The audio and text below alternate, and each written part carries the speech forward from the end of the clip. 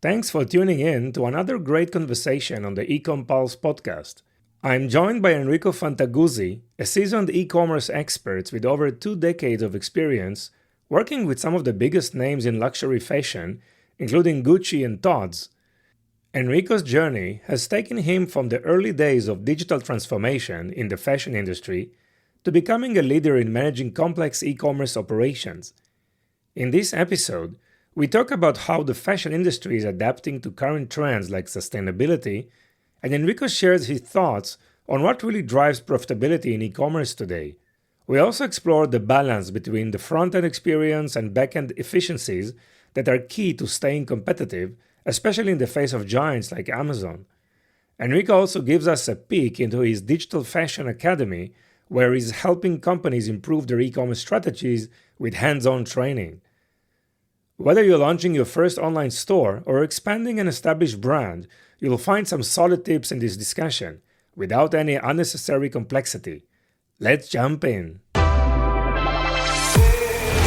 Welcome to the Ecom Pulse, your heartbeat to the world of e-commerce. I'm your host, Eitan Kotter. Join us as we meet with industry leaders, marketing experts, and the innovative minds behind the tech that is shaping the e-commerce future. So plug in, gear up, and get ready for a pulse-pounding journey into the heart of e-commerce. Hi Enrico, hello Italy, how are you? Hi, Ethan. All very good here. You know, it's quite hot. It's in the middle of the summer. So all good things. How are you? I'm okay. How hot it is? Is it getting hotter than you remember when you were a kid? It's the hottest city in Italy with 41 degrees at the moment. Wow. Yeah. How are the air conditioned situation over It's there? okay, though. Yes, we have air conditioning. Yeah, it's working fine. But we keep it like just to the minimum, you know, just that we don't want to exaggerate with the power consumption. Yes, I understand. Enrico, I wanted to do this episode for quite a while. I think your experience and background is quite special and unique. You've been around for probably a couple of decades in various luxury e-commerce brands and also work on the digital side, fashion industry. So let's start from a quick overview of your background and who you are. And you can start from whatever you want that you feel is probably relevant for what we're going to chat today. Yeah, as you said, being on the market for around 20 years allowed me to gain a lot of experience, especially because I started my career right off into the digital sector of fashion and luxury. So 20 years ago, fashion companies were right at the beginning of their e-commerce efforts, starting their digital marketing campaigns, email marketing, CRM. So I had the opportunity to see a lot of development from initial efforts to very advanced solutions and very advanced e-commerce platforms and configurations.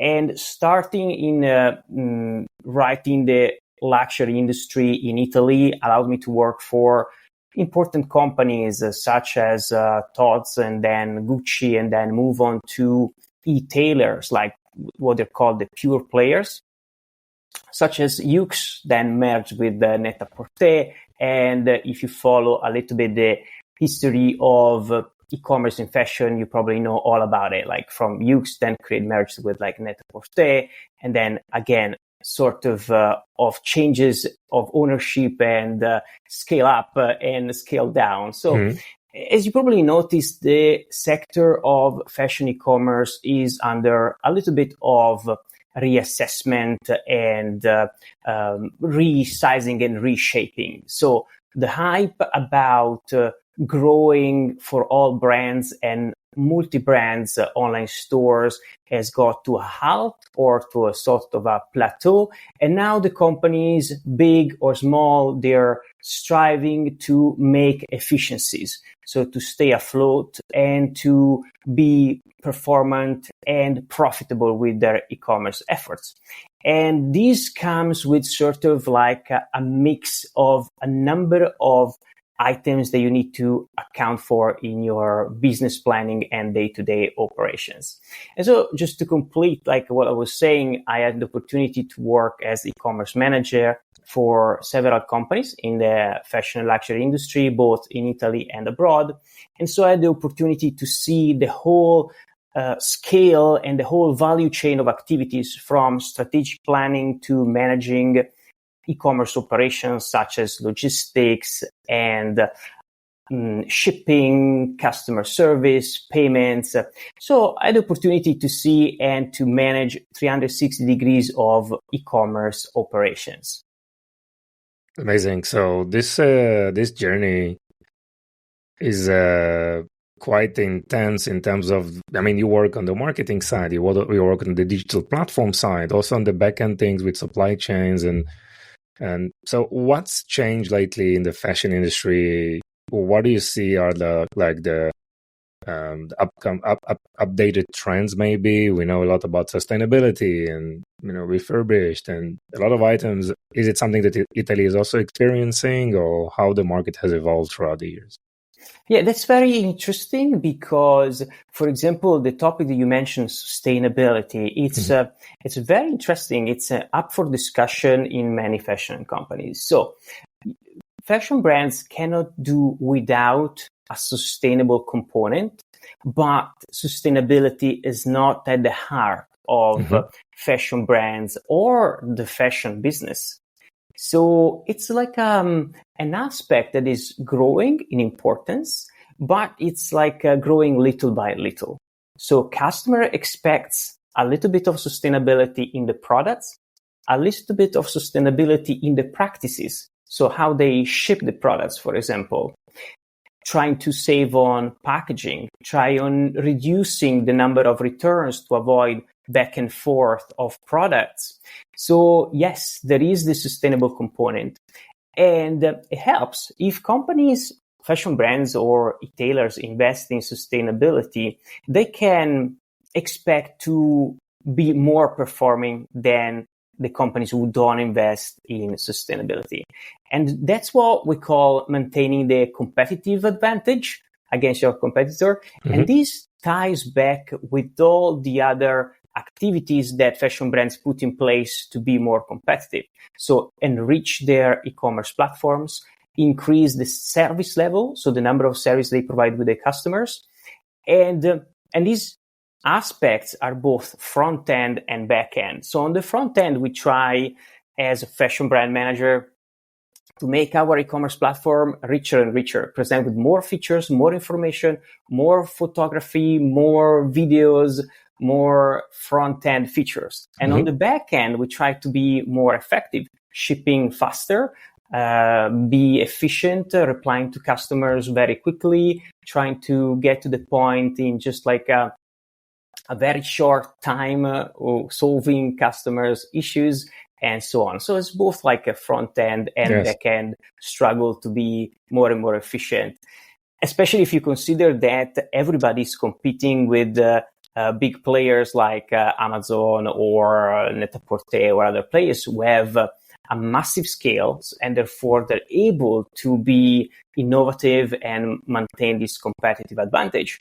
But then in the customer's eyes, we are all competing against this type of level of service. So if Amazon delivers in 24 hours or 48 hours, everybody else should be able to do that. So the expectations are quite high at the moment. Yeah. Yesterday I interviewed Derek Vidal, who is like Facebook advertising expert from the US. And he is experimenting with a lot of ad format and sustainability and climate change and social responsibilities. He tried some of these ads and they perform good, but those who deliver the quick discount message perform much better. So it seems like consumers care about all these topics, but they more care about better pricing, right? So it's the responsibility of the industry, obviously, to find better ways to manufacture, to reuse stuff. I also heard yesterday, like in the UK, people are like just throwing 8 million clothing items per week. Yes. Right? It's really crazy the amount of numbers. So Great. So I know you also talk a lot about e-commerce profitability, right? And there is a roadmap for growth and profitability. So let's talk about your methodology and your experience around, because there is a lot of focus these days around profitability. Obviously, just maintaining growth, but profitability is much more important.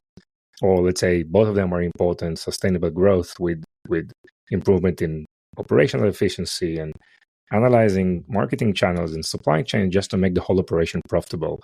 So let's talk about your thoughts around e-commerce profitability and your process around that.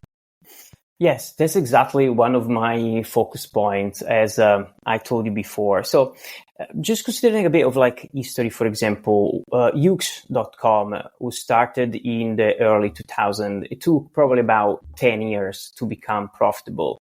And that is because the margins that they made on the resale of products were only sufficient to cover up to some point the cost structure that they had. Mm-hmm. So the cost of shipping, the cost of photography, the cost of developers. So online also the cost of developers and information technology stack, it's quite important. So if you add up all these costs, it could be that the margin that you make on your products is not sufficient to go to break-even point. So companies like Yoox, however, had the possibility to scale up and increase the volume of sales up to a certain point where they became profitable. However, there are lots of medium-sized fashion brands who don't have the possibility to scale up that much because simply they don't have the volumes in manufacturing products. Mm-hmm. So for large companies, okay, they can focus on increasing the volume to get to a break even, and so they can get away with it up to a certain point. For medium-sized companies, they really need to have an eye for the cost details. So to list all the cost items and be aware of all the cost items in their P&L, in the profit and loss of their e-commerce channel, and analyze one by one and understand how much each single cost take up in percentage. So for example, you have e-commerce platforms, they charge you a percentage on sales. Or you have, if you sell on marketplaces, you know that each marketplace takes up a percentage on the sales, whether it's like net or gross, but they can take up, let's say, 20%. So if you add up all this 20% for cost of marketplaces, 2% of cost of your own e-commerce platform, 5% of cost of logistics and shipping, or 10%, depending on how heavy your products are and how much you invest in packaging. So that's, for example, another thing to look at. If you spend a lot of money in your packaging, that also increase to the percentage of the cost of the logistics. So once you have analyzed all your cost items and put them in a percentage on the total revenues, you can break down and then try to optimize every single cost. And this is just a part regarding the cost management or cost control of e-commerce. Then there is the part related to generating revenue, driving growth, and managing the different sales channels. So, for example, generally companies have their own direct e-commerce. They have marketplaces with which they integrate. And then they have, let's say, the omni-channel part.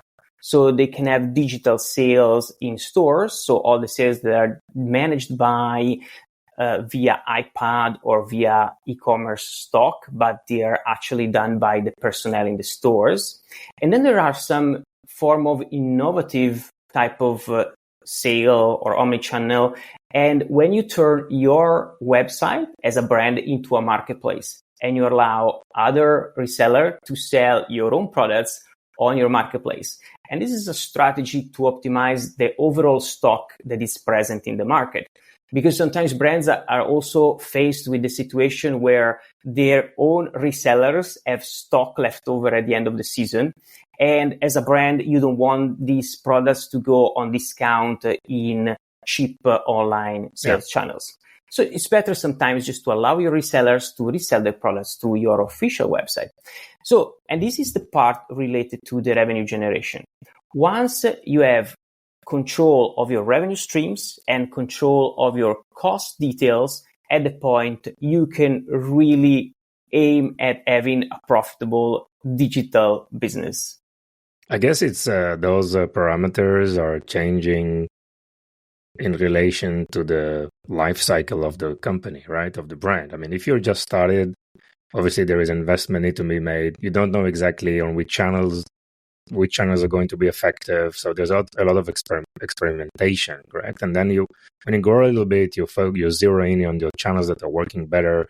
You optimize your inventory better. This is the standard evolution of any new brand, right? So yeah. It is. However, sometimes it's more complicated than that. Sure. So there's no a standard growth path. There's no like a specific mandatory step-by-step guide that tells you start with your own e-commerce with a simple platform, then you grow, change platform, expand on marketplaces. Because some brands just start right away selling on marketplaces. So it could be that they start on marketplaces and then they implement their own e-commerce, or vice versa.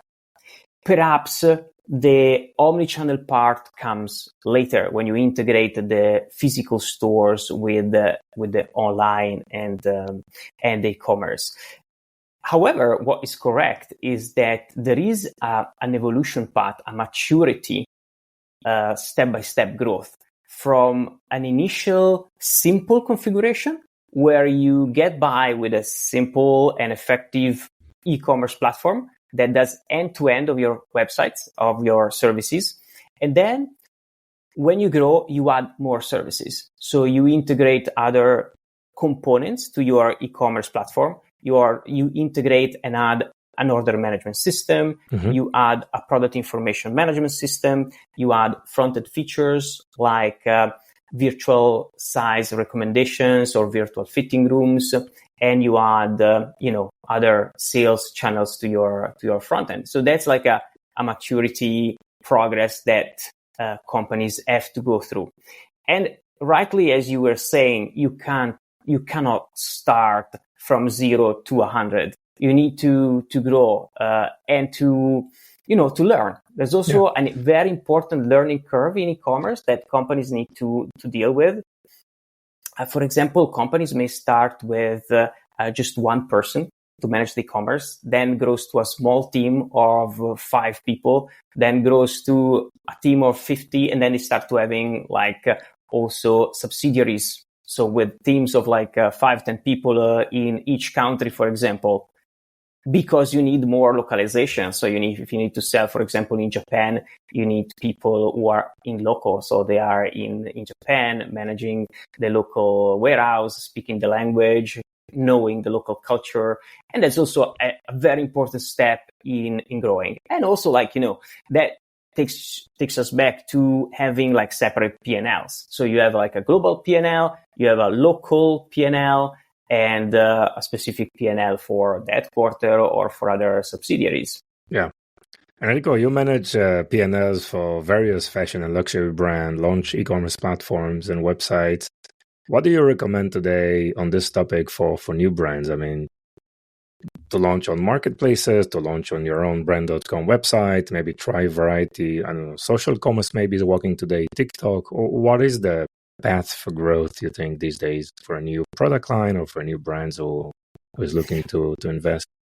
Well, I think brands today are quite lucky because they got a number of possibilities to start with low budget. Yeah, positive perspective. I like it. Nice. Yeah, I mean, I know brands who sell on Instagram without having a shop on Instagram. Yeah. And they don't want to implement the shop because they say we prefer that customers contact us and they ask us to buy clothes without buying directly with the shop button. So it really depends on the brand character, on the brand DNA and the brand attitude. So there are brands who have a strong creative director who is the face of the company, and maybe it's got like thousands of or millions of followers, and the brand can easily exploit that channel. So start selling on social media with the face of the owner or the creative director very easily. Or there are brands who prefer like selling on marketplaces, as we said, because they find it like, which is the easiest way. Maybe don't have a strong face to put on the social media. So they prefer maybe have a strong value proposition for their products. So they are competitive. And so they prefer to sell on marketplaces. Or maybe they have a strong, let's say, bricks and mortar presence. So they have a strong presence at brand awareness level created by having a network of retail stores. And in this case, they can leverage their direct e-commerce, brand.com, and also integrating the e-commerce brand.com with the bricks and mortar stores. So there are different options that brands can take or retailers can take in order to approach the digital business. Yeah, so what I hear you saying is actually you need to analyze what are your strengths, what you're good at, where you're more comfortable, and leverage that experience. It can be a channel, it can be any type of past experience that you have that you can quickly leverage and get some sustainable results and grow from there. Yeah, your strengths, your assets. Yes. What's available in the company that is quick to start with? Yeah, look inwards, analyze internally what's your strengths and weaknesses, and then develop the approach around that. Great feedback. Yeah. Maybe with the help of some, consultants or advisors. I mean, somebody who can guide you, at least at the beginning, in this initial effort. And that's very important because every channel, every decision you make, every effort you take, I mean, it's getting more and more complex and more complicated, each one of those channels, each one of those. But whether you work with a 3PL or whether you choose one of the marketing channels, you need to optimize to get some analytics. It's getting more and more complicated. Each one of those efforts requires expertise that it's very, very important to outsource. And when you do the work on a day-to-day basis, and how do you prioritize the flow or the topics that you select? What are some of your project management tips around prioritization topics? Yeah. Thanks for the question. So my other passion is project management. So I took a certification with the Project Management Institute. I took the Prince 2 certification in London. And so I had the opportunity to learn some specific planning techniques. So how to establish quite in detail the effort that you're going to put into a project. And possibly also determine the return on investment of the project. So generally, companies have a lot of ideas. They would like to do X, Y, Z, but they don't know exactly how to prioritize these X, Y, Z. And what happens is that they just, somebody who is sometimes the senior manager or the person responsible for the channel decides based on his or her own experience. But that's just like representing one point of view. But if you ask other people in the team what's their point of view, it could be that other issues come up. So something that happened to me as well, of course, as an e-commerce manager, that maybe I had a project in mind that for me was giving this high return on investment, but then talking with the CFO, the Chief Financial Officer, he presented me with some complexities around, for example, let's take, a very simple example, the gift cards. Okay, I want to implement the gift cards on my website. I think it's a genius idea. Doesn't cost anything. If I sell it, it's just cash coming in. Easy peasy. It's a feature that is available on my e-commerce platform. I speak to the CFO and she tells me, well, this creates a problem from accountability standpoint because all the money you get from gift cards are a cash advance. So we need to handle in a specific way from an accountability standpoint. And as long as the customer spends it all within the year, it's fine. But if there's like an accrual or a passover from one year to the next, it's going to create a terrible complexity for us in the finance team to manage.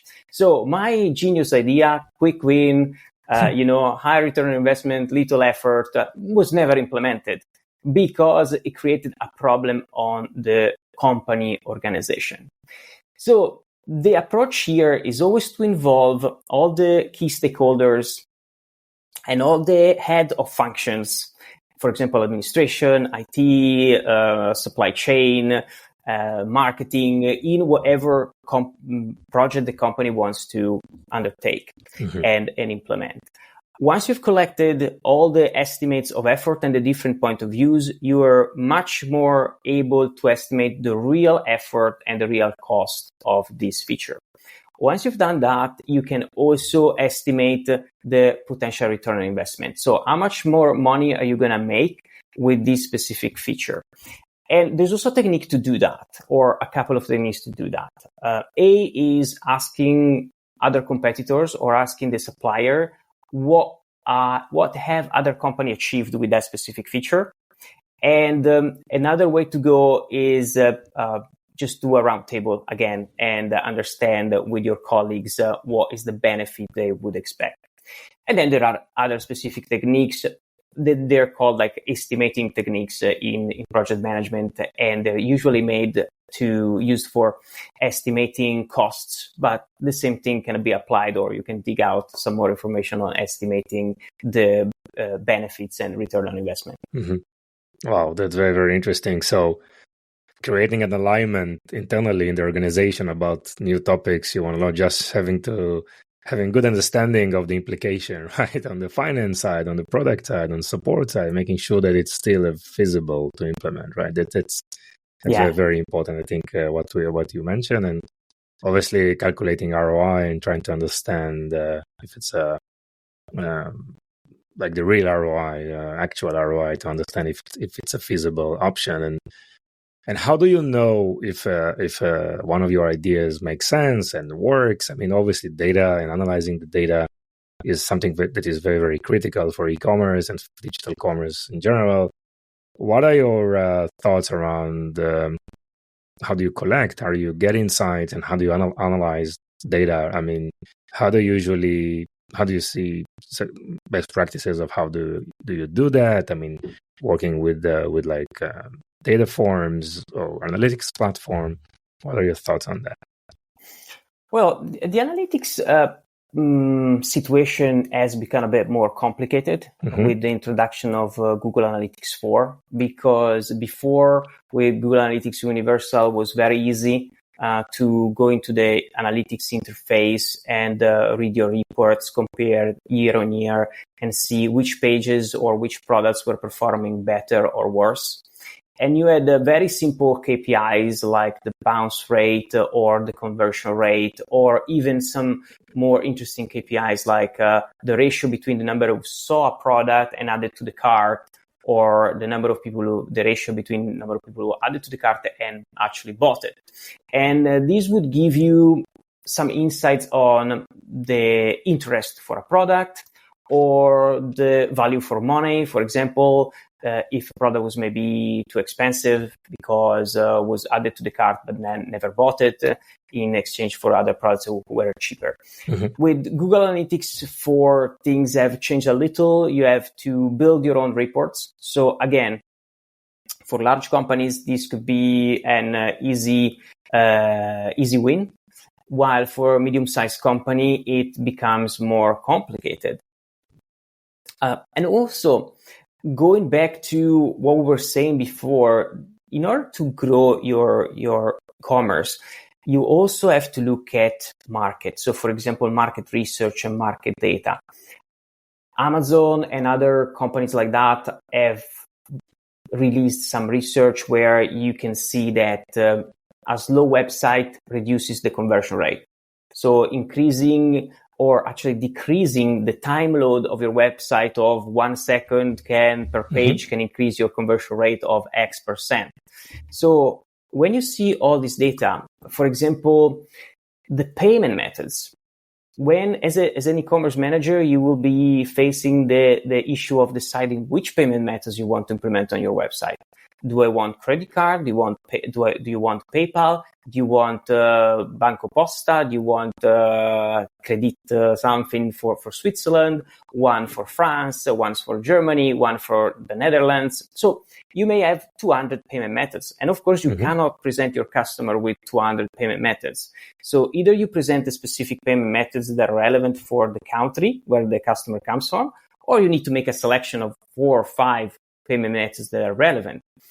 The Afterpay or the pay by installments have become success factors for the companies who have implemented it. And there are market research data that can tell you, for example, let's say that implementing a specific payment method, your overall business will grow by 1.5%. Okay, and this is like market data. So if you take that and you say, okay, 1.5% in my total revenues will matter of 100,000 euros a year. Okay. And you say, okay, how much will it cost to implement this new payment method? 5,000 euros. Wow. It's no brainer. Yeah. Okay. Let's go for it immediately. So, right. And so you have this like type of macro data that you need to take into account. And as an e-commerce manager, you need to use to plan for your e-commerce growth. And then you have the micro data about the usage of your website, like which are the pages that have the highest bounce rate, that have the least engagement, like people just bounce off or they don't spend any time. Check out, for example, the conversion rate from the beginning of the checkout to the end of the checkout. So you need to go into your analytics system and find where the problems are. So comparing, for example, which products are performing well, they have an high engagement rate, people spend the right amount of time on the product page looking at things, and the products that people just don't spend. Maybe you have some products where people spend 50 seconds because they look at the images, you look at the videos, they check the size chart, and then products that people spend on only 10 seconds on. What's the problem with that page? Okay, so there could be a problem with the page.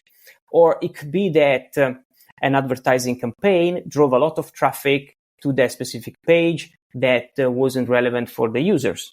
And here, a bit of complexity and more in-depth analysis is necessary to understand, for example, the traffic segments. So you should take into consideration the same traffic segments, how it performs on different pages, and then how different traffic segments perform on your website in general. So to analyze which traffic segments are performing better. So there is a bit of complexity also to add to that. And again, some maybe consultants specializing in analytics can help you, to make some clarity within this scenario. Yeah. Wow, Enrico, very, very interesting. So you took all your extensive experience and success you had and launched a Digital Fashion Academy, right? Oh, yes. Yes. Great. So tell us what is the gap that you found in the market? How did you come up with the decision to launch this type of business? And tell us more. What do you do in Digital Fashion Academy? Yes. Again, I'll tell you my story. After changing a few different companies as e-commerce manager, I noticed that some companies were really strong in some areas, like, for example, finance or logistics or marketing. And then the next company would have the opposite problem. So they were, very strong in web development and creative department, but they were lacking a solid logistics, able to manage like an e-commerce. Like some companies are not even capable of managing a direct to consumer approach. They don't have the capability to do a pick and pack and ship, for example. So other companies don't have a clear vision of the costs of e-commerce, for example. So I thought after changing different companies and learning a lot from the managers I had the opportunity to work with, I thought, okay, I want to take everything I know and put it in online courses so that companies who are struggling with a specific area, they can just go online, buy an hour course, and get all the experience from from me, the experience I got from other companies in an hour condensed course and learn the best practices and see how other companies do it. Mm-hmm. So I think it's that simple. And now I'm working on this as we speak on launching these courses. Wow. So what are the topics that you cover? We started with the e-commerce strategy and also fashion business, like explaining the positioning map. So how do brands differentiate themselves in terms of style, in terms of positioning, and what are the distribution strategies, like from offline to online, directly operated stores, franchisee. So in order to have an understanding of how the fashion business works, and then we move on to the digital strategy, like how companies can be successful implementing their e-commerce website, their online presence, the digital marketing campaigns, digital strategy, omni-channel, and then also some technical stuff, like, for example, how does an e-commerce platform work? What are the components in an e-commerce ecosystem, how to integrate all the different components, and also some other aspects like cybersecurity and privacy. I mean, if you want to manage direct email marketing campaigns and CRM, loyalty programs, collect data, profiling your audience, you need to do all of that in compliance with European law or California privacy law or Chinese privacy law. So you need also like some specific, legal advice. And we invite specialists from legal departments or legal studios to come and share with us the best practices. We are a community of experts like myself. We've been doing this work for maybe 10 years, maybe 15, maybe 20 years. So, for example, we have people who already manage marketplaces for different brands or marketing on marketplaces, which is like a new branch of marketing, but specific for marketplaces. And we invite all these people, all these experts to share their experience and tell us their stories and what tool they use, which are the KPIs, what it's like working as like a marketplace manager or IT manager in a fashion company. And the students, I mean, so far they really like it. Wow, sounds amazing. So how people can find this website? Please share the domain and how people can reach out to you as well. Yes, we decided to keep it very simple. So the domain is digitalfashionacademy.com. And once you go on the website, you can find out everything about the teachers, about the training programs, and the courses that are available are already, you can just buy them online. And if you have any question, you can simply reach out to us or set an appointment with myself or other consultants who can guide you through the best training program for you. Amazing. And we will add this domain and the other details to the show notes as well. Thank you very much. And Enrico, this is the time where I ask my guest about a fun fact about themselves. So you have one you want to share with us? Well, fun facts about myself, more than fun, I am, let's say, in my spare time, I like playing guitar, I like doing sport, and also keep developing my websites is also like part of my, my passions. And so I do it with great pleasure. Nice. Enrico, anything else you want to add? Well, I think there are also some, I would suggest also to dig into some, some learning about soft skills, because we talked about, yes, e-commerce and manageable e-commerce, yes, but then a lot is like related to dealing with people and trying always to make everybody happy in the end, especially since we work in distance most of the times. I think the human component is even more important. So, wow, for sure. Yeah. Thank you for mentioning that. It's very, very important. Yes. Yeah. So focus on that, building relationships, and then building e-commerce. That's a great summary. Thank you so much, Enrico. Thank you, Ethan. Thank you for joining us on this episode. Your support means the world to us. If today's episode has been insightful for you, consider sharing it with someone who would also benefit. Even one share can make a big difference. Looking to elevate your e-commerce game? Discover Vimy, a multi-channel e-commerce platform that will transform your business with the power of shoppable video. Visit us at vimy.net to learn more. It's Vimy, VIMMI.net. Thank you for being part of our journey. Stay tuned for more invaluable insights in our next episode.